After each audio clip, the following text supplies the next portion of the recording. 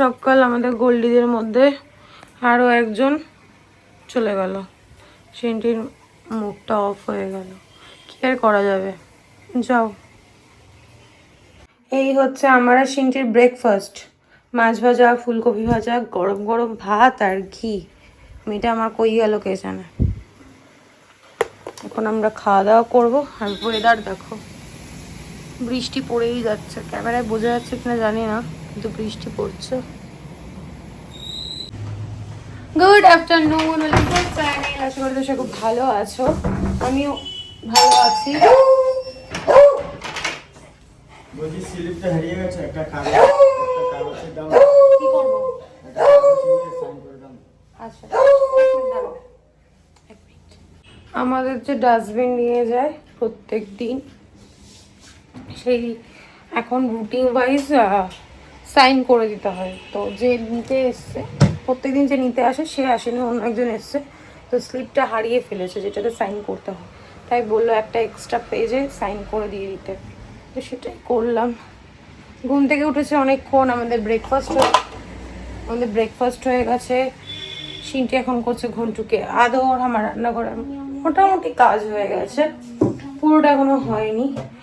Dishwasher থেকে বাসন বের করলাম, গুছিয়ে রাখলাম। রান্নাঘরে দু একটা বাসন ছিল, সেগুলো ধুলাম, টুকটাক কাজ করলাম, বিছানা গোছালাম। এখন ফ্যানটা পরিষ্কার করব, বাইরেটা ধোয়া মোছা করব, রান্নাঘরটা পরিষ্কার করব, ডাস্টিং করব, ঘর মুছবো, স্নান করব। এখন অনেক কাজ আছে। ওয়াশিং মেশিনে না পুরো ফুল জানো তো, কিন্তু কাচতে ভয় পাচ্ছে, যা ওয়েদার। এখনও অবধি বৃষ্টি পড়েই যাচ্ছে, টিপটিপ করে বৃষ্টি হয়েই যাচ্ছে। আর আমি কি করছি, একবার ওই ঘরে গিয়ে বসছি, একবার এখানে আসছি। অনেকক্ষণ ধরে ভাবছিলাম ব্লগটা শুরু করব। আর সবচেয়ে ভালো হচ্ছে যে আমার দুটো ব্লগে এডিট হয়ে গেছে, দুটোই আমি প্রাইভেট করে আপলোড করছি। কিছুক্ষণ পর পর দুটো পাবলিক করব।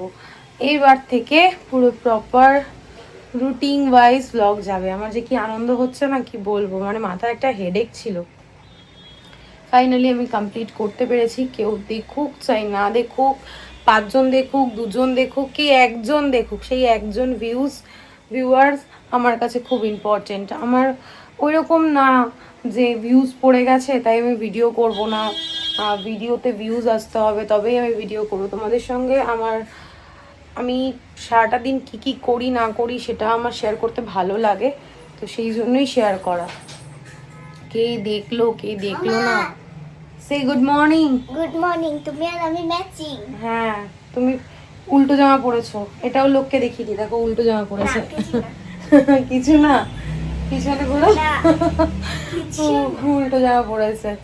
রাত্রেবেলা আবার সন্ধ্যাবেলা জামাটা চেঞ্জ করেছে, করে আবার ওই জামাটা পরেছে, পরে আবার এই জামাটা পরেছে, কি যে করছে। তারপর লাস্ট অতনু এসে রাত্রেবেলাটা ধুয়ে দিয়েছে। ভাল লাগছে না, আজকে ভেবেছিলাম না বৃষ্টি হচ্ছে, দিদিকে দিয়ে খিচুড়ি করাবো, কিন্তু ঘুমই ভাঙেনি, উঠিও নি, আর দিদিকে বলাও হয়নি খিচুড়ির কথা। তাই আজকে হচ্ছে পেঁয়াজ দিয়ে পাতলা করে ডাল হয়েছে, মাছ ভাজা হয়েছে, বেগুন ভাজা হয়েছিল রুটি খাওয়ার জন্য, ব্যাস। আর মাকে বললাম ঝাল ঝাল করে একটু আলু ভাতে মেখে পাঠিয়ে দিতে। কি হচ্ছে, কি এগুলো, কানটা মুলে দেবো। চলো, সবার আপডেট দিয়ে দিয়েছি। মার কথা বলতে বলতেই মা ফোন করেছে। তোমরা আর বাজে বকবক না করে ব্লগটা শুরু করি, তোমরা দেখতে থাকো আর সঙ্গে থাকো। সিঁড়ি দেখো হেডফোন নিয়ে রেডি যে আমি মায়ের সঙ্গে কথা বলবো এখন। আসি না, হয় না, স্নান টান করে একদম ফ্রেশ হয়ে গেছে। নাও এটা খেয়ে নাও, খুব সুন্দর হয়েছে। বাজে এখন 1:20। আরও একটা পার্সেল এসছে, তো ভাবলাম কালকে তো তোমাদের সঙ্গে এই কটসেট দুটো শেয়ার করা হয়নি, তো ভাবলাম একবারেই শেয়ার করি। আর আমার মোটামুটি কাজ বাজ হয়ে গেছে, এখন শুধু ডাস্টিংটা করব, ঘর মুছবো, স্নান করব। আর অতনু সকালবেলা বাথরুম টাথরুম পরিষ্কার করে স্নান টান করে গেছে, আমি একদম নিশ্চিন্ত। সিন্টিরও স্নান হয়ে গেছে, ঘন্টুকে খেতে দিয়ে দেবো, ব্যাস তাহলেই হয়ে যাবে। তারপর একটু তাড়াতাড়ি কাজ বাজ করে একটু রেস্ট নেবো। সিন্টির আন্টি আসবে আজকে, দেখো আবার আন্টি ম্যাম আসবে। যাই হোক, বেশি কথা না বলে তোমাদের দেখাই। আর যেগুলো দেখাবো স্ক্রিনশট নিয়ে মিশো যাই বলো সার্চ করো, পেয়ে যাবে। এত ভালো না, আর এটা কি সুন্দর কালারফুল, আমার দারুণ লেগেছে। ক্যামেরায় হয়তো অতটা ভালো বোঝা যাচ্ছে না, পিওর কটন আর ভীষণ কালারফুল। হাতাগুলো আমাকে ঠিক করতে হবে, প্যান্টের লেন্থগুলো আমার যে হাইট সেই হাইট অনুযায়ী একদম পারফেক্ট এসছে, কাটিং শাটিং কিচ্ছু করতে হবে না। দুটো দুরকম নিয়েছি, এটা একটু অন্যরকম প্রিন্ট, ওটা একটু অন্যরকম প্রিন্ট। ওটা পুরো কি বলে ওটাকে, ফ্লোরাল প্রিন্টের ওপর, আর এটা হচ্ছে কালোর ওপর ওই মানুষ জন আঁকা, ভীষণ ভালো। আমি একটু ঢিলা ঢালা নিয়েছি। বাগেলের কি বেঙ্গলের, হ্যাঁ ওই হলো বেঙ্গলের। ও সিনটি ভালো বলতে পারে। এইটা আর এইটা কোনটা বেশি ভালো হয়েছে কমেন্টে জানিও, এগুলোর উপর ভাগ করতে হবে। দুটোই ভালো আছে। এটাও মিশো থেকে নিয়েছি, এটাই তোমাদের সামনেই খুললাম, আমি এখনো দেখিনি। এটা একটা সেট, ও ওড়নাও আছে, বাহ ওড়নাটা কিন্তু দারুণ, পুরো এরকম সুতোর কাজ করা, ব্ল্যাক কালারের একটা ওই লেস লাগানো রয়েছে। খুললাম না এটা পুরো,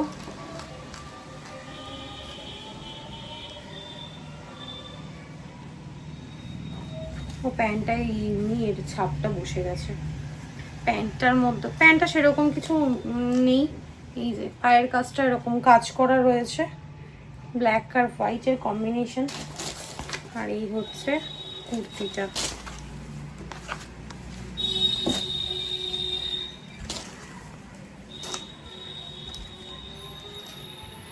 পুরো এরকম সুতোর কাজ করা রয়েছে, পাশেও এরকম কাজ করা, নিচটা এরকম।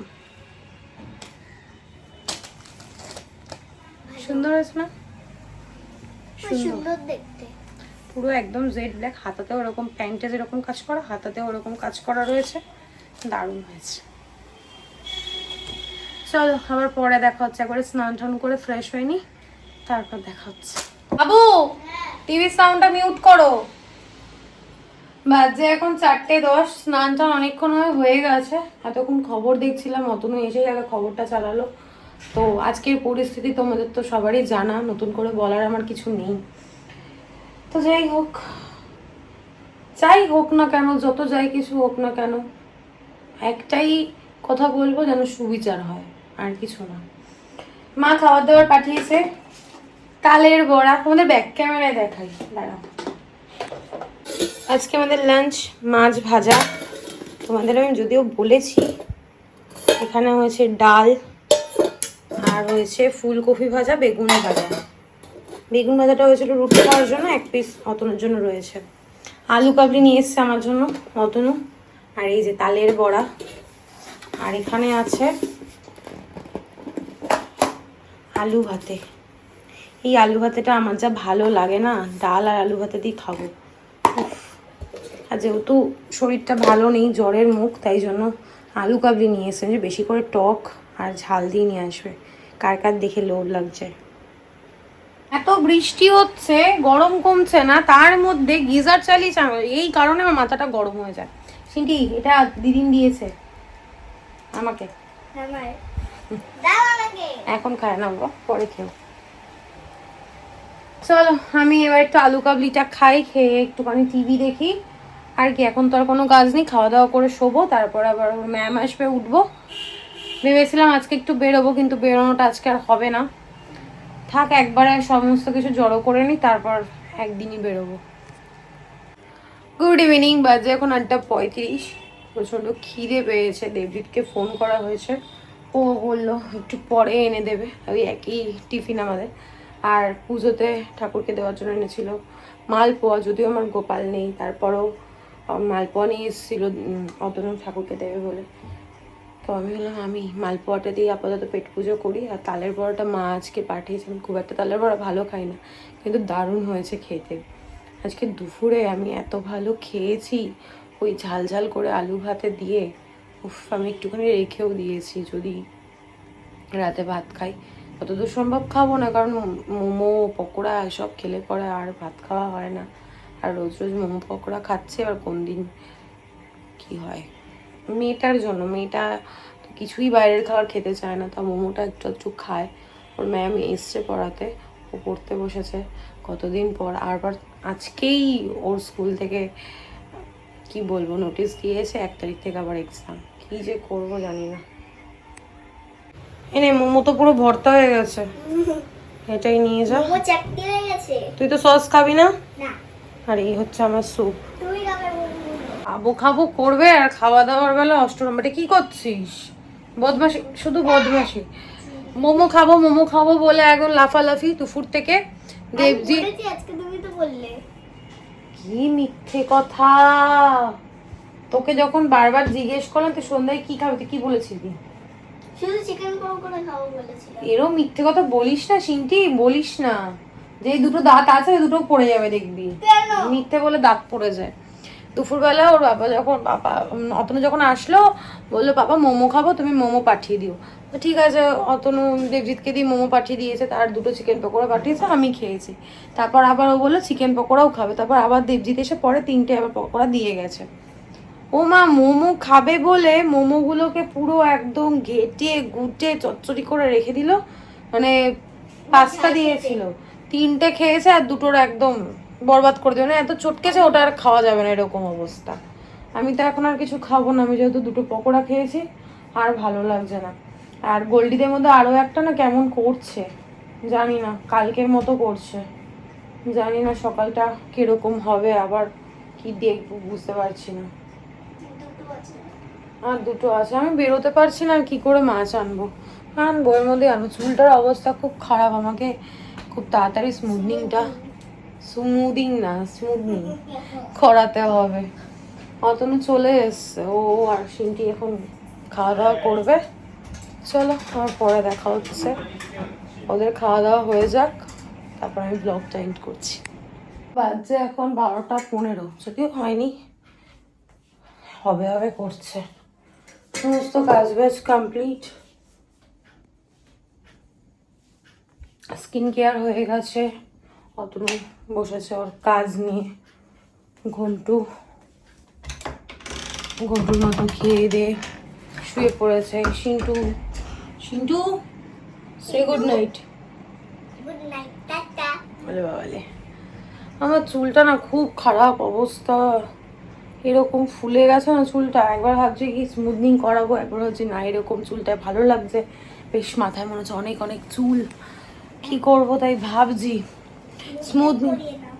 স্মুথনিং করালে পরে না কদিন চুলটা একদম চিপকে থাকে, তো কেমন একটা বেশ লাগে। দেখি এখন কি করি। আর আজকে 2 ঘরের এসিটা পরিষ্কার করেছি, 2টো ঘরেরই। এসির এই সামনের যে কি বলে এটাকে, খোলা রয়েছে যেখানটাতে হাওয়াটা আর কি আসছে, সেই জায়গাটা পরিষ্কার করেছি, কারণ পুরো দেখলাম ধুলো হয়ে একদম বাজে অবস্থা। কি করছিস? আমার মন এদিকেই চলে যাচ্ছে, কেন করছিস এরকম? পুরো একদম নোংরা হয়েছিল। আর তারপর পরিষ্কার করলাম। ভিতরে যে জালগুলো রয়েছে ওগুলো আমি খুলে পরিষ্কার করতে পারি না, ও লোক দিয়েই করাতে হবে। অতনু আগে করতো, এখনো সময় পায় না, লোক দিয়েই করানো হয়। আর 3 মাস 4 মাস পর পর লোক দিয়ে বাথরুমটা একবার ডিপ ক্লিনিং করা হয়। টাইলস ফাইলস তো আমি আর পরিষ্কার করি না, নিচেরগুলো আমি কেন, অতনু করে এখন যদিও। তো আর একবার এখন ভাবছি যে চিমনিটা আর মাইক্রোওভেনটা সার্ভিস করাতে হবে, কারণ ওয়াশিং মেশিনটা কিছুদিন আগেই হয়েছে। আর ফ্রিজে আমার সার্ভিসিং লাগে না, কারোরই সেরকম হয়তো লাগে না। 7-8 বছর হয়ে গেছে আমার পুরনো ফ্রিজটার, এখনও অবধি বললাম ডাক্তার দেখাতে হয়নি। এখন বন্ধ রয়েছে, আবার ঠাকুরের এই গণেশ পুজোয় আবার জিনিসপত্র এনে ওই ফ্রিজটা একটু চালাবো। না যদি একটু চালাই তাহলে আবার নষ্ট হয়ে যাবে। 2টো ফ্রিজ একসাথে তো লাগে না। আর ঘরে যদি মেম্বার বেশি হতো তাহলে লাগতো, কিন্তু এখন তো লাগছে না। তো একবার ভেবেছিলাম একটা আমিষ আর একটা নিরামিষ করে রাখবো, তারপর ভাবলাম ওরকম করে লাভ নেই, একটা পুরোই ঠাকুরের জন্য দিয়ে দিই, আর একটাতে আমরা আমাদের জিনিসপত্র রাখবো। ঠাকুরের তো বেশি জিনিসপত্র নেই, ওই জন্য পুরোনো ফ্রিজটাই ধুয়ে মুছে পরিষ্কার করে রাখলাম। আর কি বলবো তোমাদের, সন্ধ্যে থেকে করার মতো কিছু থাকে না, ওই জন্য শেয়ার করারও কিছু থাকে না। এখন তো বেরোই না বাড়ি থেকে, আর বেরোনোর ইচ্ছাটাও আমার নেই, ভালো লাগে না। যতই অতনুর সঙ্গে বাড়ি ফিরি যাই করি, ইচ্ছা করে না বেরোতে।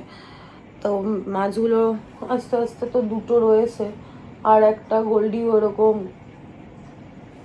দেখ আবারও ওখানে কি খাবি খাচ্ছে কেমন যেন করছে। ও থাকবে কি থাকবে না জানি না, কালকে হয়তো নাও থাকতে পারে, কি হবে জানি না।